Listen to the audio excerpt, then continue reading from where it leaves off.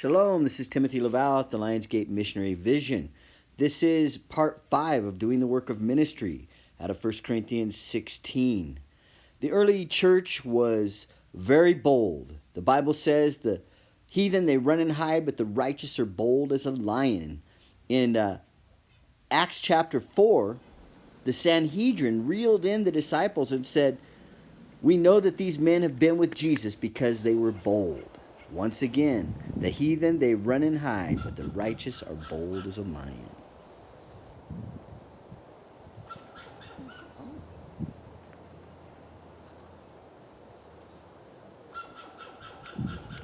Hello, this is Timothy Laval at the Lionsgate Missionary Vision once again.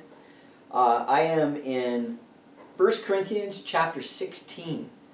And I'm not going to rehash what I've been saying. They tell you when you teach that you should tell them what you want to say, tell them what you just told them, and then review.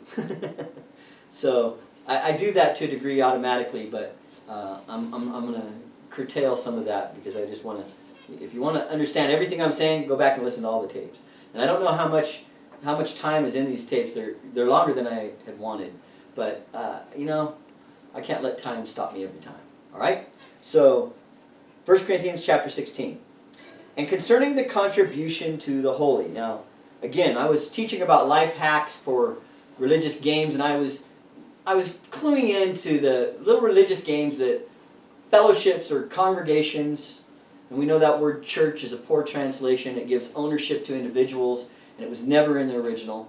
But the ecclesia, the called out, that's who we are. That's the church. The word church, again, ekkaleo.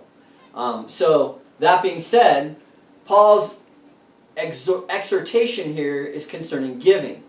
I just watched the movie about Paul the Apostle, and what can you expect from the world? They're going to publish things that aren't exactly right, and there were some things that I was grieved about, but there's some good stuff in that movie too. I liked the movie overall, but again, there's some stuff that really undermines what I think Paul was all about.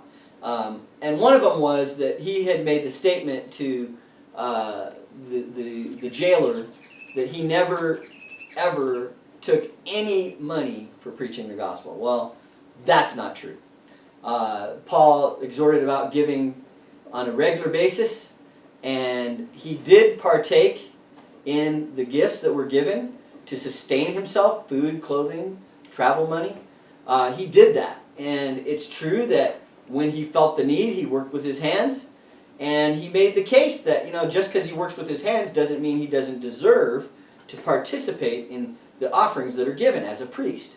And so that needs to be rightly divided. Paul said some things that people. I just tell you, we live in a greedy culture. Everybody wants to keep as much money in their pocket as they can, and the gospel is not enough reason for most people to give. They want to give to a building program. I was told in Hollywood, you have a wonderful ministry, brother, by a guy that had a big ministry. And he said, you have a wonderful ministry, but if you don't build a building, you'll never last in Hollywood. Well, you know what? He was right. But I wasn't about to build a building so that I could keep my ministry in Hollywood. I felt like if there was not enough giving, I wasn't going to wrangle people into some building project so I could stay there. Forget it. That's not what I'm about. I'm not about building a monument to my memory. I'm about building a monument to the Messiah, and those are living stones, and that's you. Okay? So the giving that happens in my ministry goes to the work, to getting the work done. And if I have to work with my hands so that I can get the work done, I do it. But really my place is to preach the gospel. And that's been disappointing as of late because offerings have not been free-flowing. And if you're giving to big ministries to build buildings and schools and all that kind of stuff, and you're letting apostles and prophets feed you the real truths that are really propelling you forward, then you're sinning. Okay? I'll just put it like that. Okay? If you're not supporting the apostles and prophets who are out in the field doing the work, like myself, I'm sorry, but I'm not going to pull any punches. You need to give to this kind of ministry, my ministry. The Lion's Share portal. You need to pull out your checkbook. And I don't even have electronic giving right now, okay? I don't have that working yet, and I have that's for reasons, okay? So right now, if you want to give to the Lion's Share portal, you need to write a check. and I'll put that information at the end of the tape. Write a check, put it in the mail. It takes a little work, a little focus. You can't just push a button on your iPhone. You got to write the check and put it in the mail. Okay, I'm not being sarcastic just to be sarcastic. I just really think that people have gotten so lazy about ministry in particular and giving as well that they feel like if they got to go out of their way in any manner, then it's just too much to ask. Well, I got news for you. It isn't too much to ask, and I'm asking it. Write that check, put it in the mail. Support this work, because we have lots to do, and finances are limiting us right now. And yet, I know that the Lord is limitless, so I'm not trusting in you to pay my bills. I'm trusting in the Lord, and the Lord will do it. Amen? Okay, so, concerning the contribution to the set apart, exactly as I ordained the ecclesia of Galatia, even thus you also do. On the first of the Sabbats, each of you placed by him, treasuring up as ever he prospered, that there be no contributions when I come. Here's the thing about me. When I preach, I don't demand an offering. I don't tell the pastor, if you don't give me a certain amount of money, I'm not coming. If you don't give me a plane ticket, and maybe it's to my detriment, because the truth is, I almost never get those kind of luxuries. And people don't buy me plane tickets. People don't pay for my transportation. People barely even give me a meal when I preach. And it's a sad thing, because sometimes I need gas money to get there. But I am of the belief that it's not my place to try to talk people into giving. I believe that if you really love the Lord and you believe in what God's doing, that you should pull out your checkbook just because. And so if you're not doing that, you're not going to probably hear much from me unless you watch one of these videos where I'm talking about this very thing. Many times when I preach in the same places over and over, my request is just put a bucket in the back, mention that Timothy's ministry lives by faith, and give it at the offering. And I know people have said to me, well, that's why your offerings are always so low, because you're not putting the offering bucket in front of their nose every time you preach. Well, you're right, I'm not doing that. And I don't feel like I should. And if that's what it takes for you to give, then you're sinning. Bottom line. Okay, so that's what Paul's stanza was. And so on the first Sabbath, each of you place by him what you've gathered up, and you give it. When I come, whomever you approve through your epistles, I send to bear away your grace to Jerusalem. And whenever it is worthy that I also go, they go with me. So he took a portion out of the gifts that were given to him for his ministry, and he brought a portion to Jerusalem. And there's nothing wrong with that. And I come to you when I pass through Macedonia, for I pass through the Macedonia, and perhaps I abide nearby. Yes, and I'll winter with you. I'll spend the whole winter, that you forward me wherever I go. So again, he's saying, look, when I come, I'm going to spend a considerable amount of time with you, and I'm expecting you to get behind me for my next journey. So, Paul was pretty plain about that. So to say that Paul never took a penny for preaching the gospel, that line in that movie was just wrong. Okay? And that's not the truth. So, and that you forward me whenever I go. For I will to not see you now in that way, but I hope to abide some time with you, whenever Adonai allows.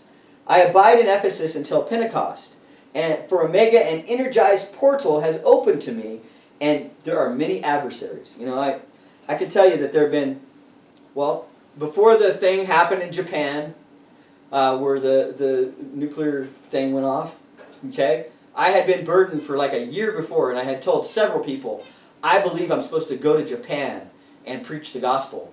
I don't know why. And I asked people to give, and nobody gave. And then Fukushima, okay? So I know I obeyed the Lord, I know I asked, and I know I did my best. I did not have the funds to go, and nobody sent me. So guess what? Fukushima happened, and I believe many souls were lost because the gospel was not preached by Timothy Laval. Okay? I'll just say it that way. Same happened in Israel. I was wanting to go to Israel, and people were not getting behind me. What can I say? And I know that there are people who would give me all kinds of anecdotes for why that happened. I believe it was just disobedience. Okay, so you just take that where you want to take it. I love you. Okay, so Paul had many adversaries keeping him from doing the work. And he says, whenever Timothy comes, see that he becomes fearless with you. For he works the work of Adonai, as also I do. no one of you is to belittle him. Don't make him less just because he's not Paul. Okay? People do like superstars, and there are certain ministries that go around, they're superstars, and Paul called them super apostles. And they're not any more super apostle than Paul was. But they may have a knack for raising money, they may have a knack for putting on a show. Paul was probably not a big showman, he was just a warrior in the trenches doing it. And so Paul made the distinction between his ministry being a warrior's ministry and more than a showman. Okay? And that's me. I'm more of a warrior than I am a showman. And because of that, I don't get along with a lot of the showmen. They don't like me.